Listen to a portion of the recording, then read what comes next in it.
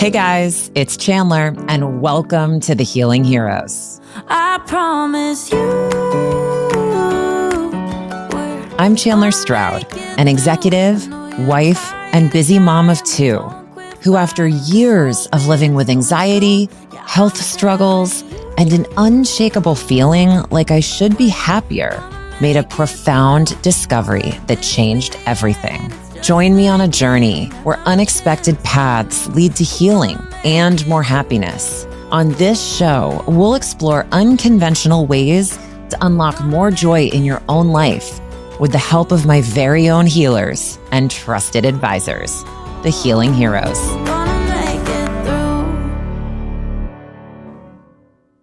Hey everyone, welcome back to the Healing Heroes podcast. Today, we're diving into a topic that so many of us, especially the busy women and moms out there, are constantly learning how to balance. And that's the overwhelming presence of technology in our lives.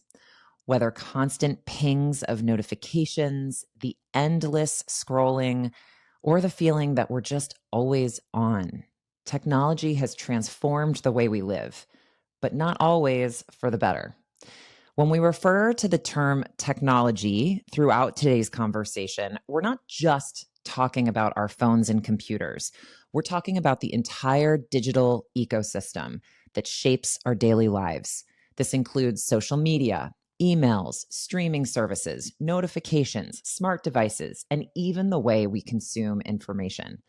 Technology is designed to keep us constantly connected, but often at the cost of being present in our own lives.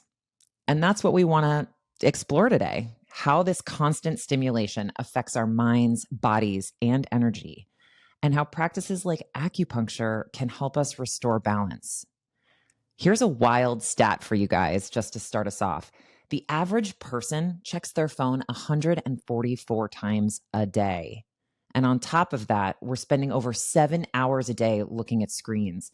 For many of us, that's more time than we spend sleeping. And it's no surprise that this level of digital connection is linked to higher stress, anxiety, and poor sleep. In fact, research shows that blue light from screens interferes with our melatonin levels, making it harder to wind down at night. So what does all of this mean for our health, our nervous system, and even our ability to be present in our lives? And most importantly, how do we start reversing the effects of tech overload, be more present, and reconnect with ourselves and others in meaningful ways?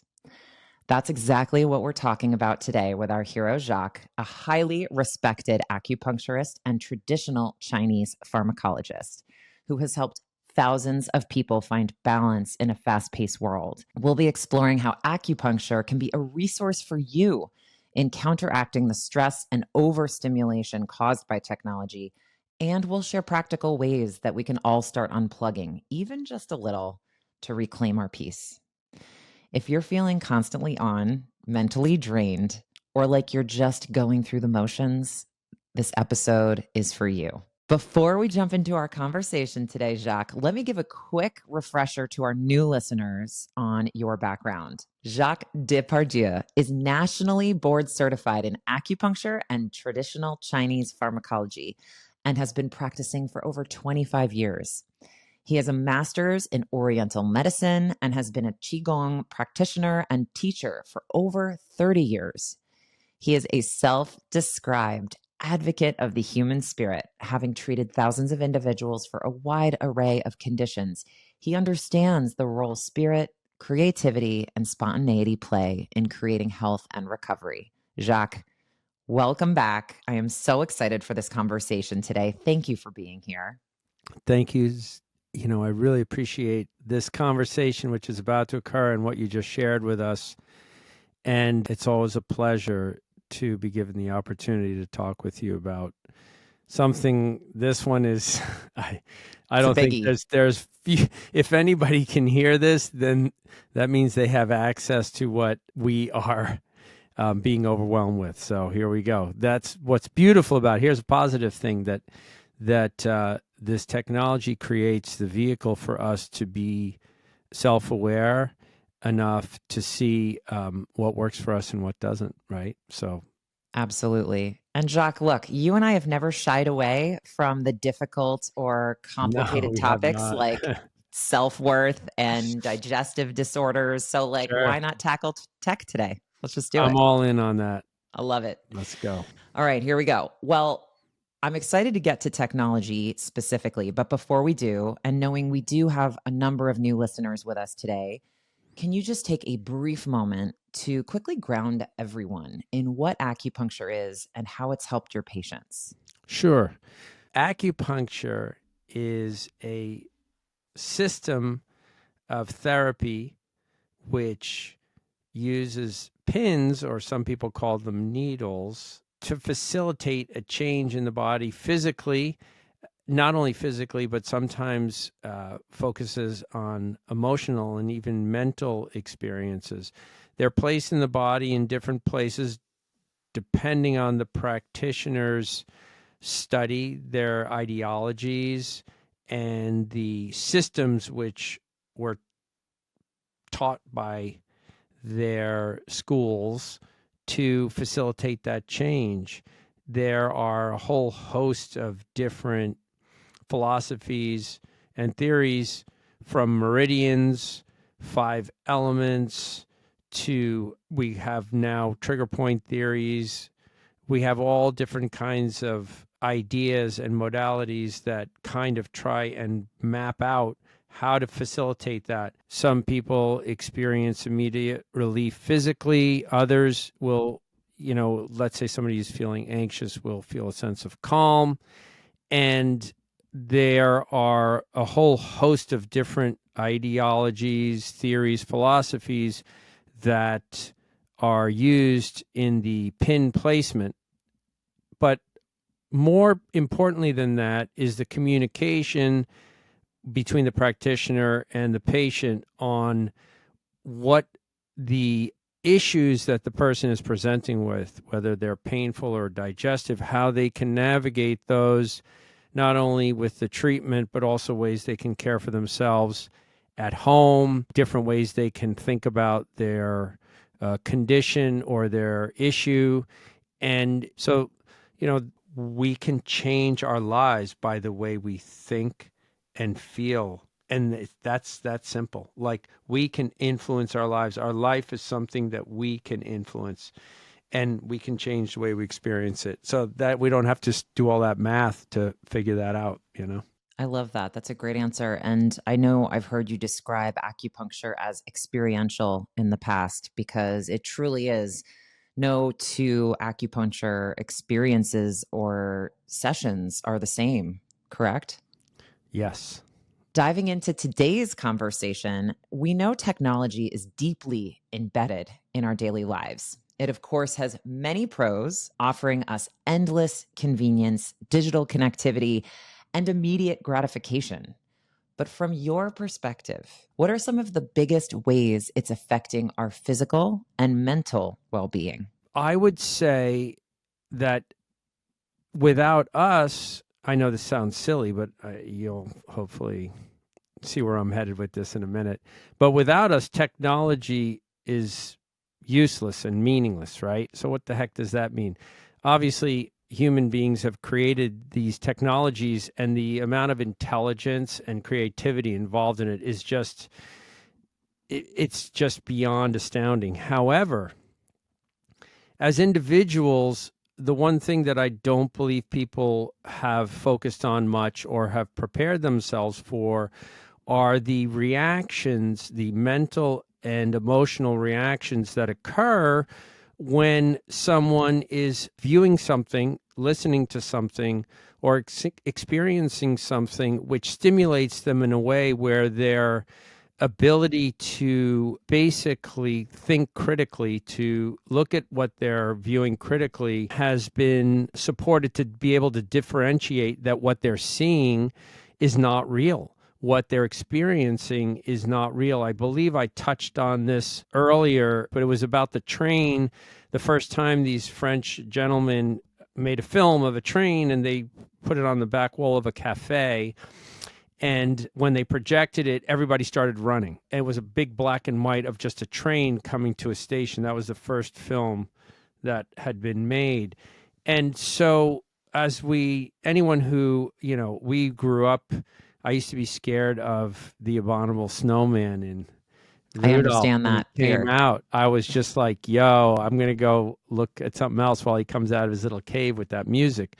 And so why I'm bringing that up is I do believe that we've all experienced, all of us in our lives, moments where we're outside, we're going for a walk, we're sitting on a bench, we're with family, whatever that is. All of us have experienced when we are free of technology and we're just being, and we're happy, and we are talking with friends or whatever.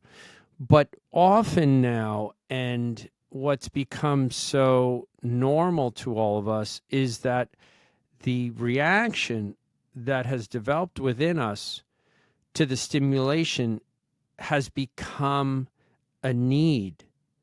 And what you mentioned before about the how many times somebody checks their phone, how many hours they're on their phone, and how that has become the new norm.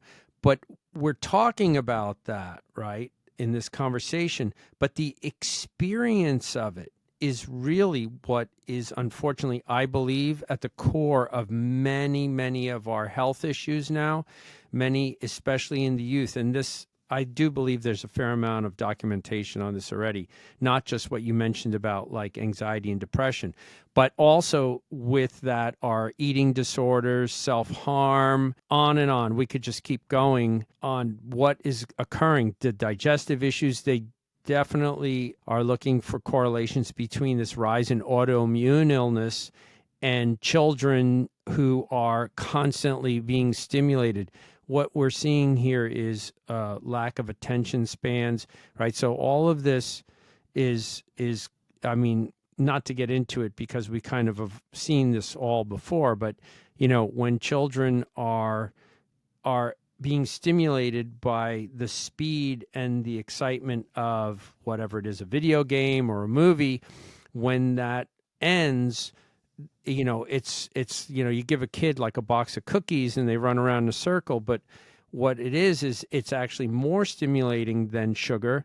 When they have that taken away from them, they can't really experience their lives in this moment. Now that's happened to adults too, because as we have seen, when everything quiets down, there's this sense of something's missing. And there's all this information about people check what they call ghost phone or whatever, where people think their phone is ringing or buzzing, but it's not.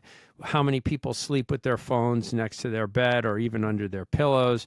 I have several patients that I'm trying to help because they check their phones 15, 20 times a night. And a lot of my patients are on, told me, I'm talking more than a few, at least 10 or 15 patients have confided in me that I'm working with, that they usually just get on their phone between 1 and 3 in the morning, and just because it's better than counting sheep, and then they can fall back asleep. So what we're talking about here is something, and that's where I was trying to answer this question succinctly and clearly, is it's not so much the technology. It's our personal experience of it, our reaction to it, and our habit of our consciousness to then need it or desire it to become stimulated in a way that we consider normal now, right? Yeah, absolutely.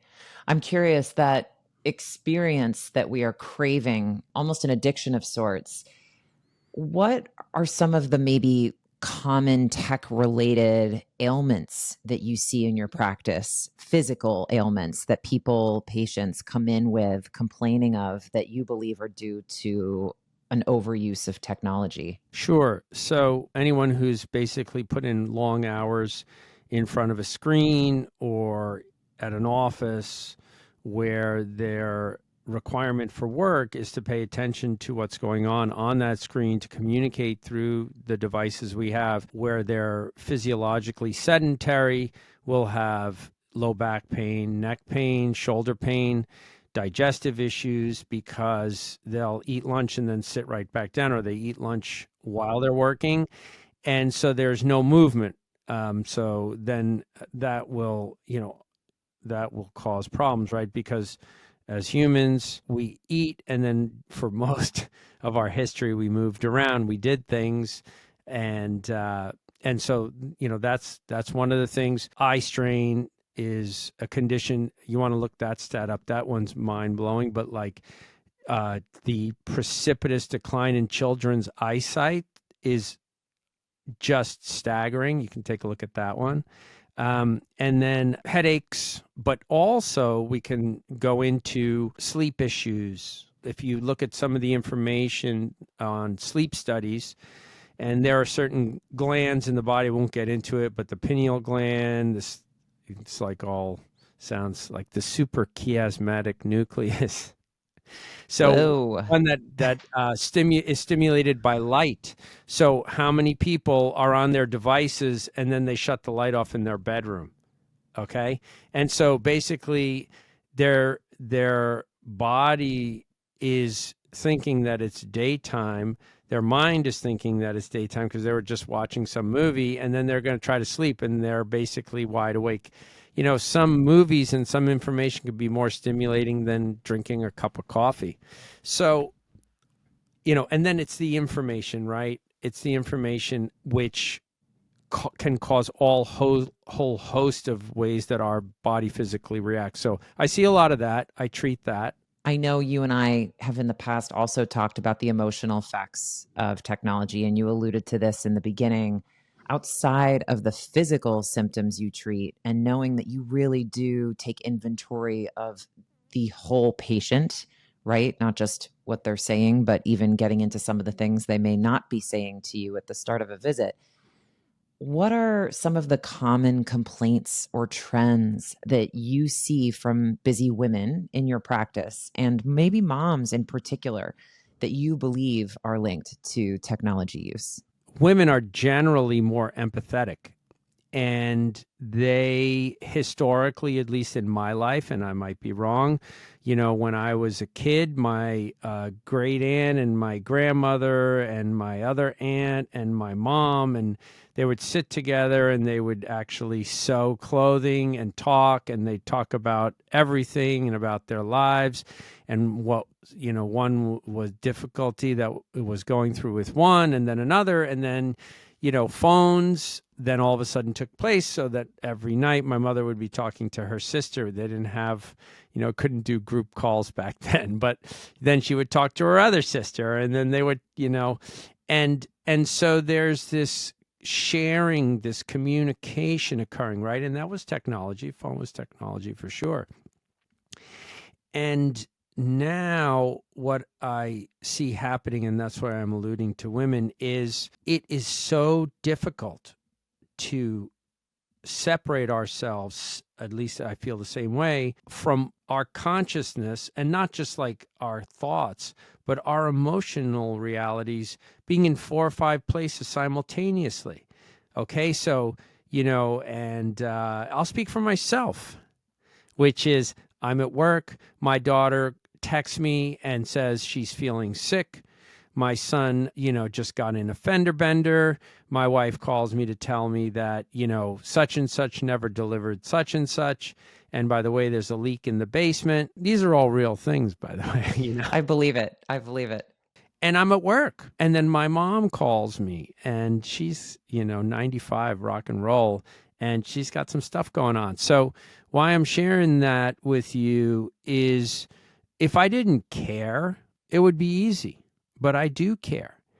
And what I have to do, and especially for the work that I do, and I'm pretty good at it, actually, I can just be where I am, and I will either tell the person I have something I have to do for a minute, or I'll just tell, I'm like, well, that's not really that important. We'll deal with that later, or et cetera, or you can deal with it yourself. So I'm sharing that's a personal experience. Now, what I do believe is happening is when somebody cares and they feel that they should be in 2, 3, 4, 5 places at the same time, with their sister who's sick on the West Coast, with their child who's really having a tough day, with their other child who didn't make, the team. And, and then also like having something with their husband where something didn't get done or whatever. It's overwhelming, right? It's overwhelming. And we're not just machines. We're not just like computers that say, okay, if not A, then B, if not B, then C. We're going through all of this. This is what it's part of being a human being, is hopefully to be empathetic, sympathetic, right? And Yeah. and caring. And we're supposed to also, you've used that word before, but we're also to be productive, right? And Mm.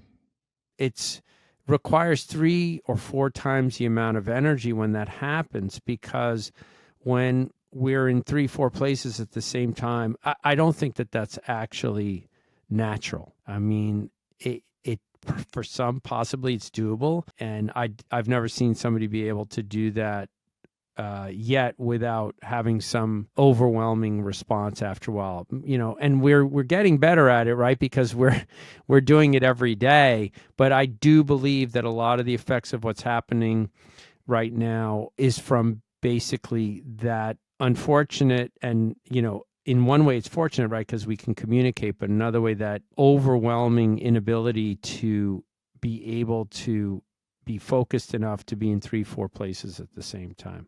So I think for women, that's one of the things that's probably one of the biggest struggles, is that sense of wanting to be there and not being able to be completely. Yeah, I think you're really hitting the nail on the head. And I'm having an aha moment because I often feel like I have this constant need to be doing. And I do think somewhere deep down, it comes from a place of feeling like you earn your worth by the results you deliver and what you do for others. Are you taking care of other people enough and looking outside yourself? And I've never really made the connection between technology and that desire to do, where technology is the enabler of that, right? Sure. Like you're at a red light and you want to Venmo a cleaning lady, or your, kid needs lunch. So while you're packing lunch, you're also, talking to Alexa to order more paper towels, or, like we're constantly multitasking. And I think Absolutely. technology plays a really big role in that.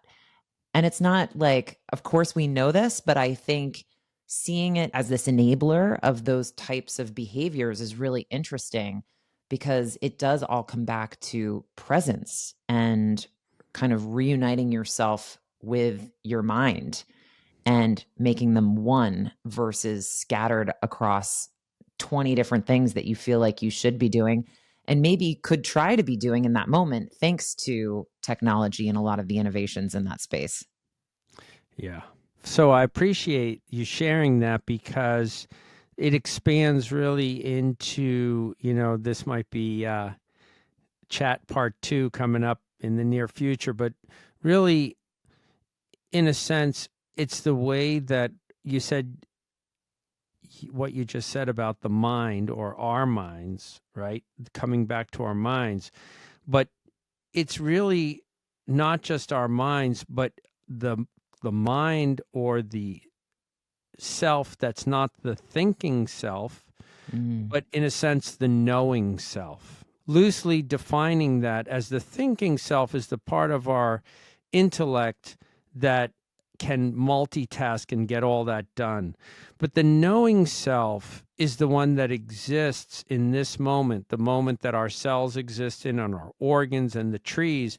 And the way that that knowing self experiences life is much vaster and much greater than the one that is constantly trying to be productive.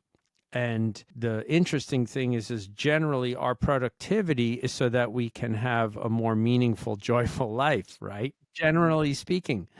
But then all of a sudden we forget what we're doing in the first place, because that thinking self kind of takes the steering wheel over, And then, we don't get to experience that one which takes a moment and sits down and just sends out that love to our daughter who's about to take that test, or, we're just not engaged in that. We're constantly like, okay, I'm going to make a call for here, and there's going to be a tutor for that, and this and that.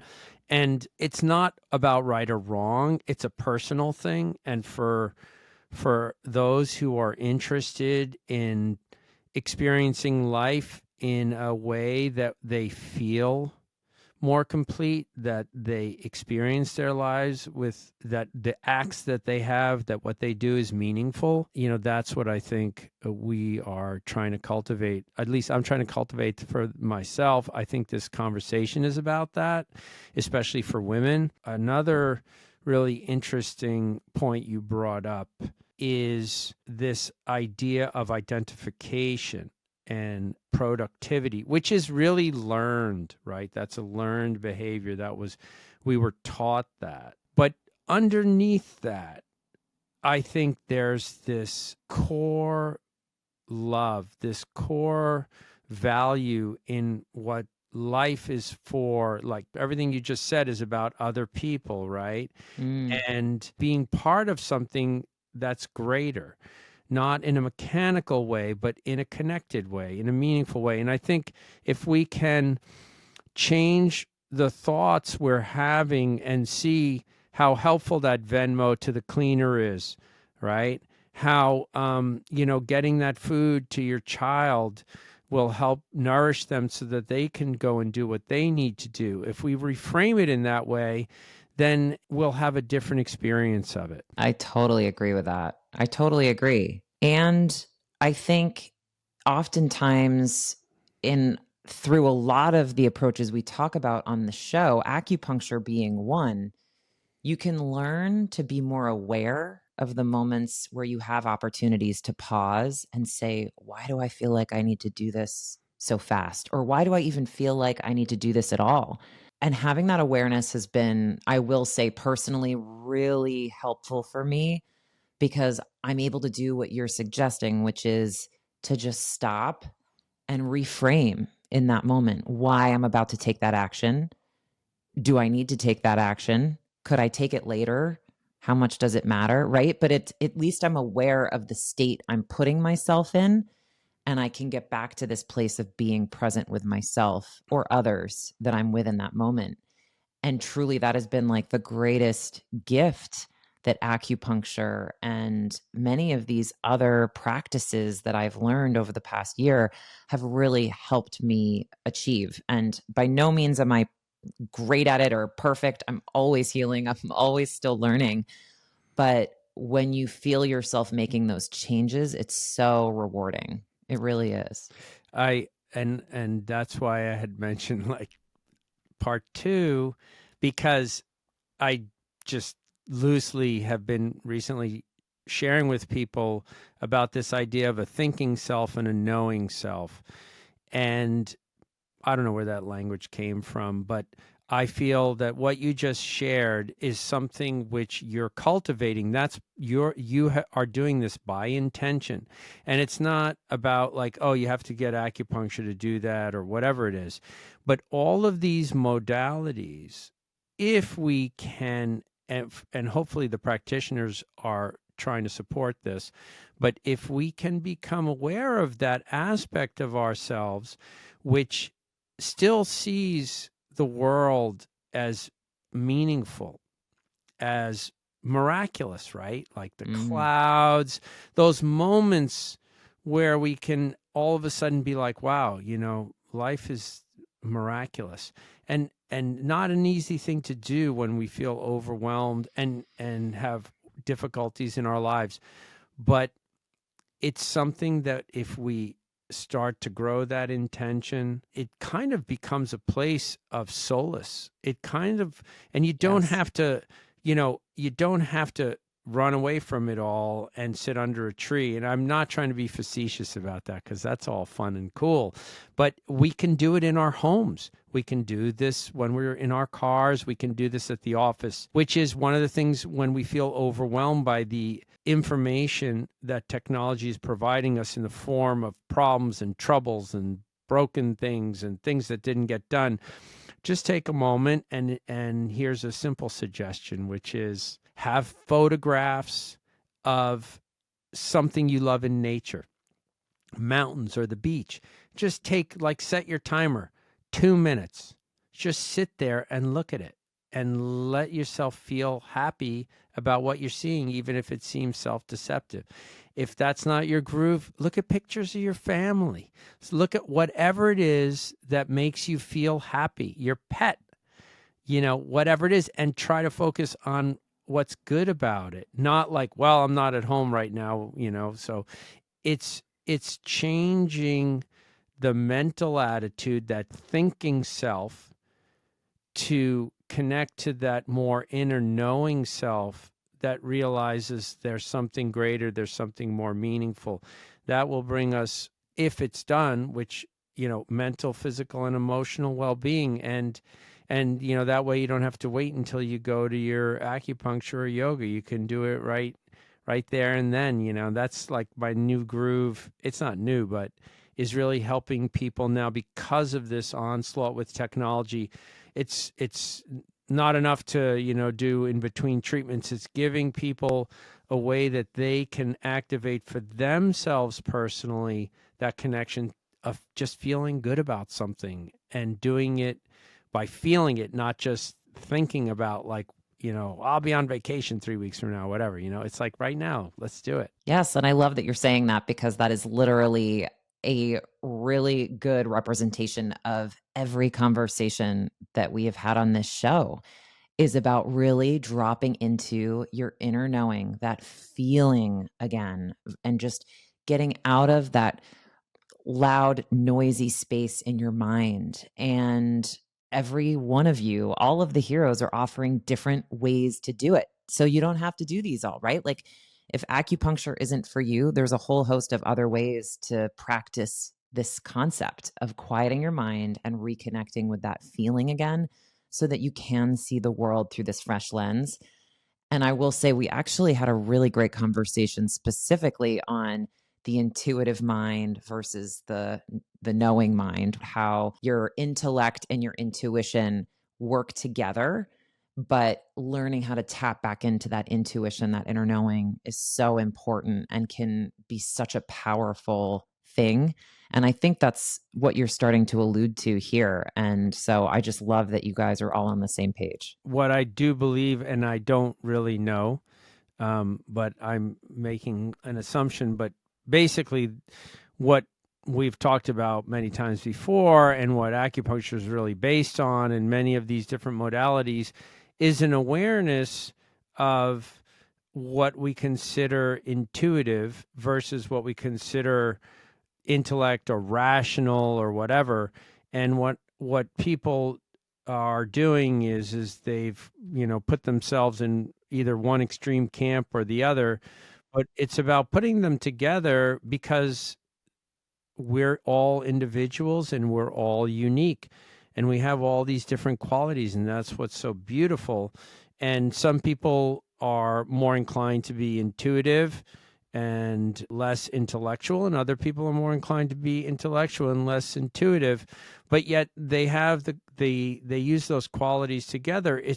It's really about how can I, and I'll speak for myself, how can I experience my day-to-day existence in a more joyful, meaningful, and hopefully positive way.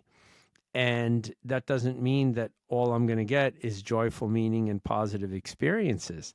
So, but Truth. I am going to try and make efforts to look at that and what that means for me personally, and then do the things that I feel will help me to remember that, whatever those things are. It really comes down to, as you just said before, and what we're trying to provide here are ways that people can connect to that part of themselves that they may have neglected or overlooked or forgotten how to experience, and make a focused intention to cultivate that, a new relationship or an old relationship with that in themselves.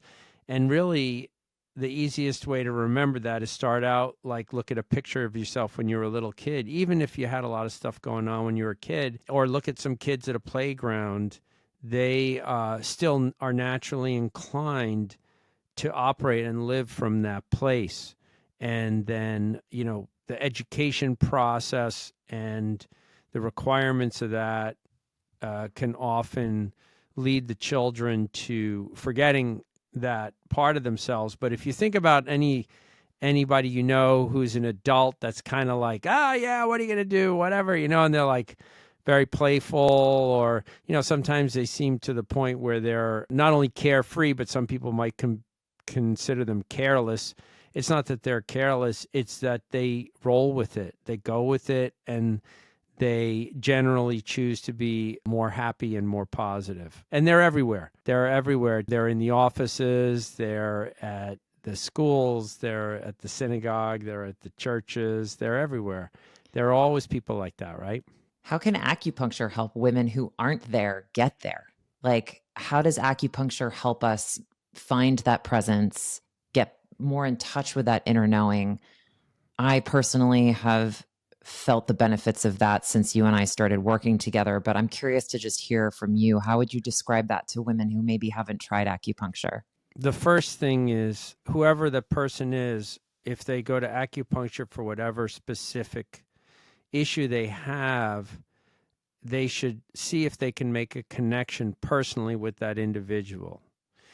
And the individual should hopefully be supportive of helping them not only with the condition, but with the greater understanding of what the acupuncture can facilitate. So many people now will maybe just go and get, a treatment, but the practitioner doesn't point out that they might feel also a lot calmer, or not only is their knee going to be better, but their digestive system or the choices they choose in what they're going to eat might change. And when those things are pointed out, the person has a different experience, right? That's one of the things that I know you've experienced, that many of my patients experience. I point these things and I'm like, yeah, that's really weird. I was like, my sleep was better. I fought less with my kids. What's going on, And what that is, in simple terms, whether it's through meditation or yoga or whatever, is to point out that generally when we're more in the present moment and we're experiencing our lives by choice with an intention to be more positive, and that's a choice, and look at our life circumstances in a way that is more meaningful, we're going to change the way we experience life. And then therefore we're going to change our lives, because we're going to have different interactions. We're going to make different choices. And that's really, acupuncture is just one vehicle to access that. To me, it's fascinating still. I'm more fascinated now than when I started with acupuncture. And because each person's, just every day that I treat people, their experiences are never the same, ever. And no one has ever said, wow, they're just like, that was weird. That was totally different. Like, and when people experience that and they leave, and that's what I've really been trying to develop lately, is they leave with the sense that everything's fine and everything's okay. And that really, for a lot of people, freaks them out, because they're just like, wait, I was so angry. I was so worried. I was all these things. And now I'm not. And that's that knowing self that trusts. And it doesn't trust you're going to get the outcome that your mind wants. It trusts that you're going to continue, that your life will continue and you will continue. And by that kind of consciousness will influence your life. So I believe it does anyway, so that you can continue, and hopefully in a meaningful way. And if you can share that with your family members, I don't think, that's damn good. Yeah. we know energy is contagious, and that kind of energy really starts to bleed out and touch others in your inner circle. So I really believe that. Yeah. And I'm laughing because yesterday we had a session and we lost track of time, and I was 15 minutes late for Hero Jen, my therapist across the hall. It was a little bit of a Chandler Healing Thursday.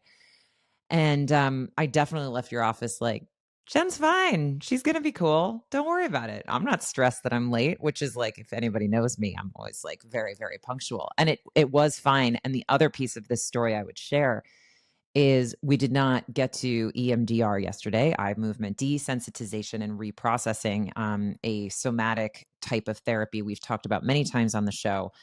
We didn't get to that in my session with Jen yesterday. We simply talked. And coming out of acupuncture, one of the things I always say is that it gets me out of my mind and more into my body, in touch with that knowing, that feeling self.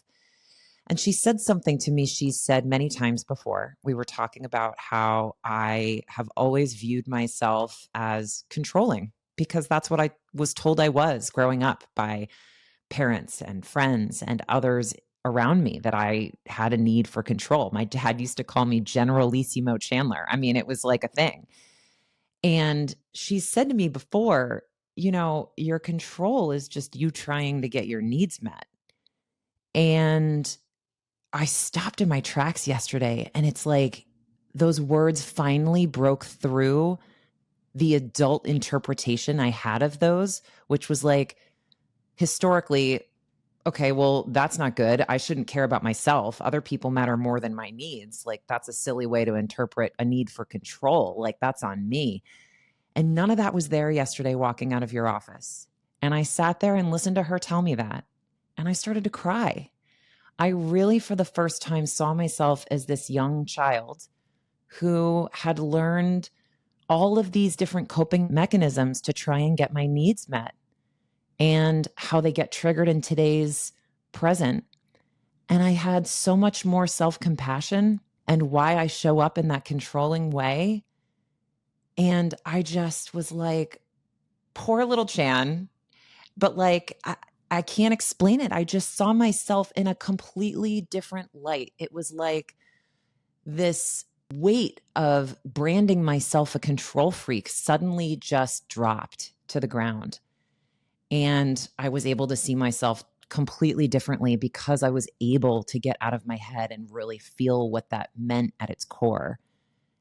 And it was so powerful. I mean, and this is why I do acupuncture before I talk about the past, because it helps me see things in new ways, and it helps me get out of my own way so that I can really know what's happening and not tell myself a story that's inaccurate of what's happening. So I had to share that with you because I know yesterday we were both in a bit of a tailspin. I was like running late and I ran across the hall, but it really, I think, touches on what you're saying, which is it reframes your perspective in ways you can't even imagine. And there's nothing more important than learning to give yourself that self-compassion. And I think you and Jen both gave that to me yesterday. So I'm very grateful. Wow. Thank you so much for sharing that. And what's, at least from listening to you, those types of self-realizations, and most likely not only can, but will lead to you, and I'll just share that with you right now, is now when you think of your children and they do that to you, you'll never see it again the same way, because they're just doing what you did. That's what they're doing. They're just like, I got to do something because I feel like everything's out of control and I have no say in anything. And I just need to like have this thing or that thing. And anyone who knows anyone or has personally experienced anxiety, they will know that that's the first thing you want to do, right? Is like you need to be able to control something because you feel like everything's out of control, and not intellectually. That's an experience which is so overwhelming. And I would tell, I've said this before, but I'll say it again, kids who get diagnosed with anxiety that I treat, and they have these different types of presentations of that, I try to explain to the parents, when you put the kid on the bus And that's like if I was holding you out the window by your ankles. And they're like, what the hell are you talking about? I'm like, the kid is literally going out of their body. So, like, they don't eat breakfast. They get on the bus.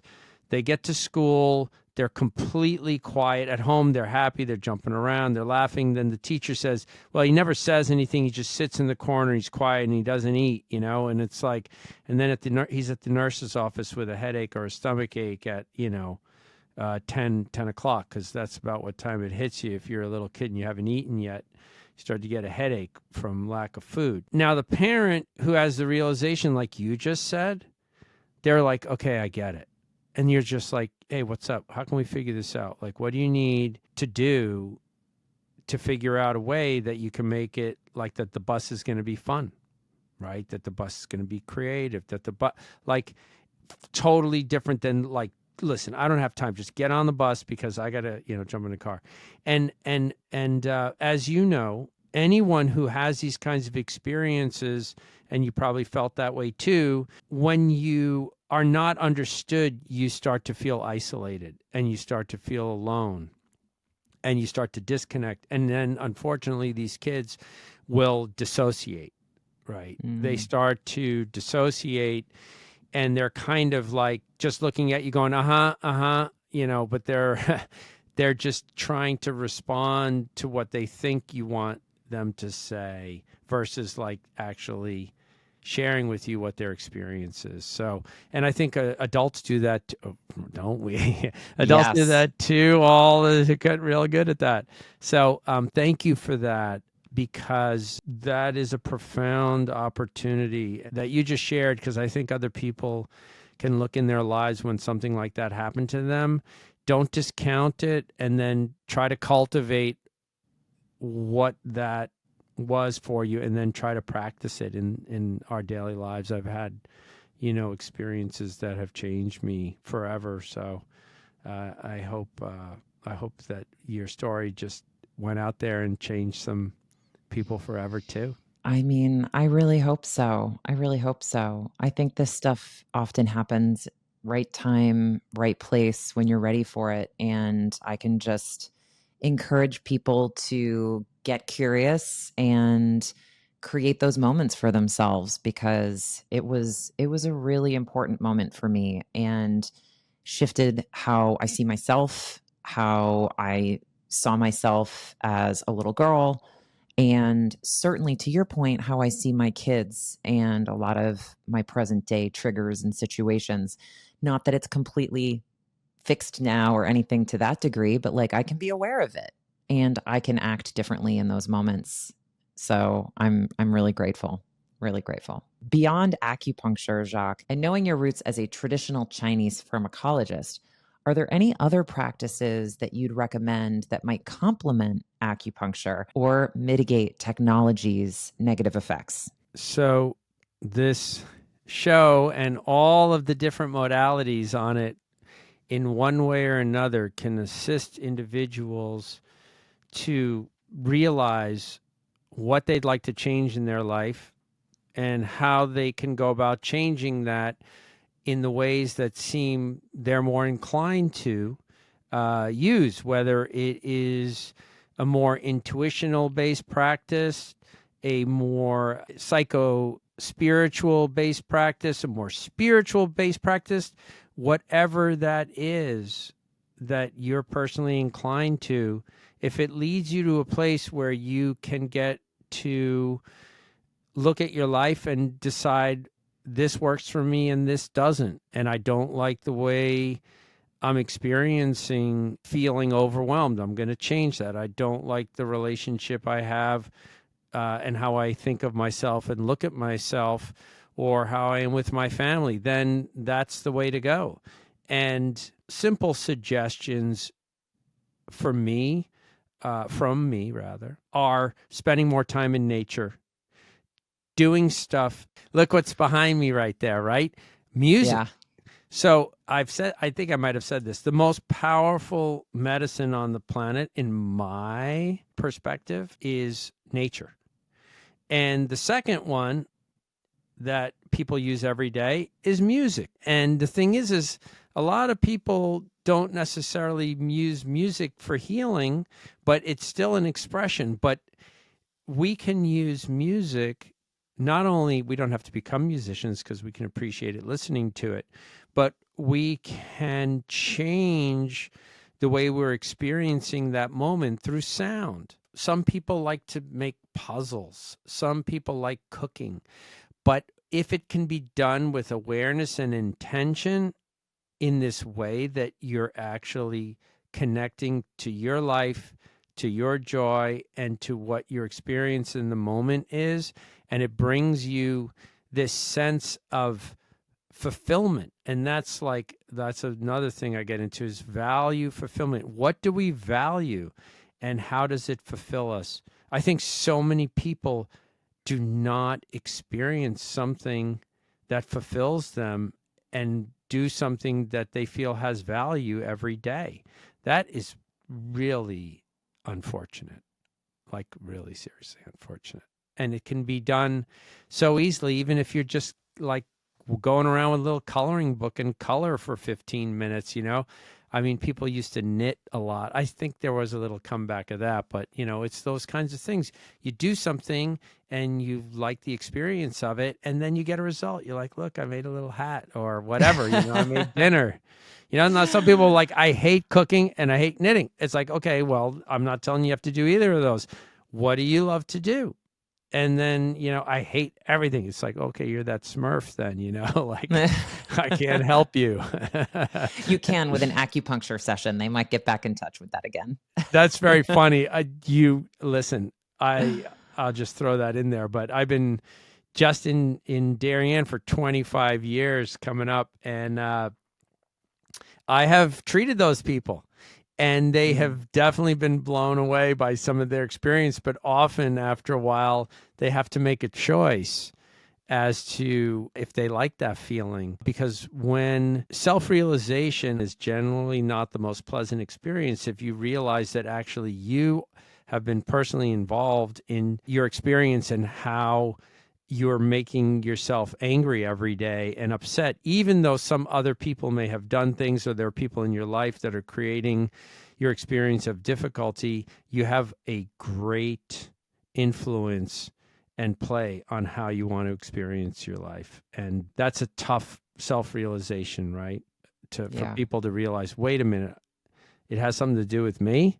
You had a hand in your own suffering. Absolutely. Yeah. Because you know what? I mean, we'll go back to the technology for a second, which is everything that we've experienced in the past. Any human being has had good and bad, has had miraculous, joyful moments and very difficult moments, and some more extreme than others, obviously.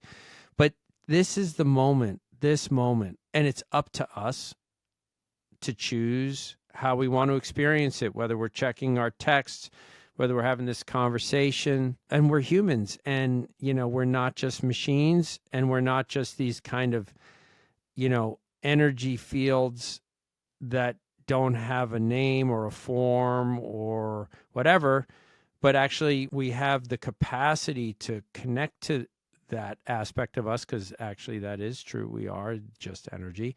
And on the other side, we do have an intellect to use. So what do I want to do with that right now? And am I willing to decide what I want to think about and what I want to focus on and what I want to remember from my past? That one's the toughest one, because when you do that, and I know, Chandler, like, this whole podcast has been started from your really powerful experiences in your life and which led you to doing this, is how do I choose how I want to live my life from this moment forward? Do I want to do it with resentment and hate and regret and hurt and loss, or do I want to start experiencing joy and love and connection and love? Yeah. Love that. Thank you for framing it that way. Thank you for talking from your heart. Always do. Jacques, thank you for being here today. I always have so much fun connecting with you, and I really greatly appreciate your insights on this topic. It was such a fun conversation. Thank you so much for giving me the opportunity to talk with you, and more than that, to share as much as I can, not only my experience, but from my heart, different ways that we as human beings can connect with each other and support each other to navigate this time with not only requirements, but the difficulties that technology presents for us, for our families, and for our society, really. And if we see ourselves as connected and united in a meaningful way, then that'll already change everything. So let's go. Love it. Love it. Mic drop. Yeah. Well, thank you, Jacques, for all of that. And thank you to our listeners for being here today. This was such a great conversation. And if you feel someone in your life can benefit, please share it with friends and don't forget to follow the show. You can also visit healingheroespodcast.com to get resources, meet the heroes, and share your ideas for future episodes. Thanks for listening, everyone. And until next time, remember, be curious, be courageous, and be kind to yourself. You've got this.